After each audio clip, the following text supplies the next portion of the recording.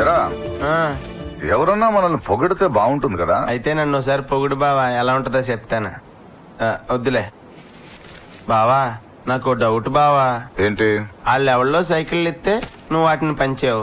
ఇందులో నువ్వు చేసిన సేవ ఉంది బావా. నీ ఫోటో పేపర్లో వేసారు. నువ్వు పంచితే వేస్తారా? రేయ్, అంతస్తున్న వాడిని అందలం ఎక్కించడం ఈ లోకానికి అలవాటు. వచ్చిన అవకాశం చేజిక్కించుకోవడం ఈ కేవీఆర్ అలవాటు. అయితే రేపు కూడా నీ ఫోటో పేపర్లో వేస్తారు బావా. అంటే ఇవాళ కూడా ఎవరో బొకే పట్టుకుని వచ్చారు. పంపేనా? పంపించు. నమస్కారం సార్. రండి కూర్చోండి. చెప్పండి. ఏం లేదు సార్, మ్యూజియం సంరక్షణకి సంఘంలోని పెద్దలందరూ విరాళం ఇస్తున్నారు. నిన్న మీరు వికలాంగులకి సైకిళ్లు పంచిపెట్టడం చూశాం. మీలాంటి విశాల హృదయాల్ని కలుసుకుందామని వచ్చాం. మీరు కూడా ఎంతో కొంత. యాక్చువల్లీ నేను చాలా మంది. ఇదిగో బావా, సేవ చెయ్యవా? Thank you sir. ఉంటాం sir. Thank you sir.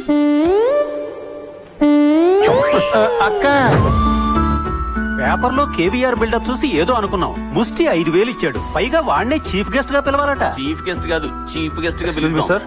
Good morning sir, నేను కేవీఆర్ చారిటబుల్ ట్రస్ట్ నుంచి వస్తున్నాను. ఇందాక ఎవరికో వెళ్ళాల్సిన చెక్ పొరపాటు మీకు వచ్చింది. అది తెలిసి కేవీఆర్ గారు చాలా బాధపడ్డారు.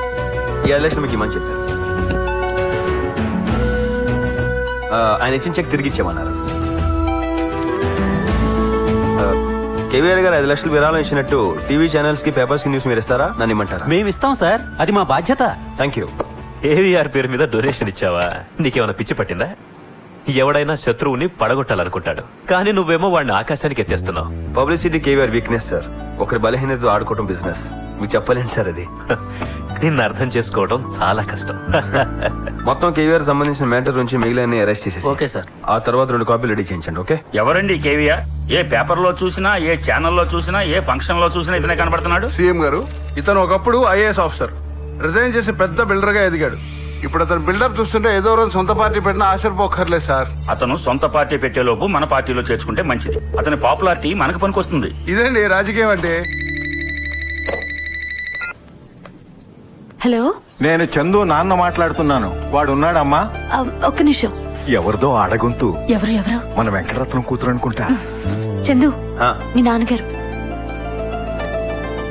నేనా? బాగున్నారా? నా సంగతి అలా ఉంచు. మన వెంకటరత్నం గాడికి పిల్లలు ఎవరైనా ఉన్నారా? ఇంకేటన్నా సంగతులు? అంటే ఉన్నట్టా లేనట్టా? అంటే పెళ్ళైన తర్వాత పిల్లలు పుట్టుకుండా ఉంటారేంటి నాన్న? నిజమే నిజమే.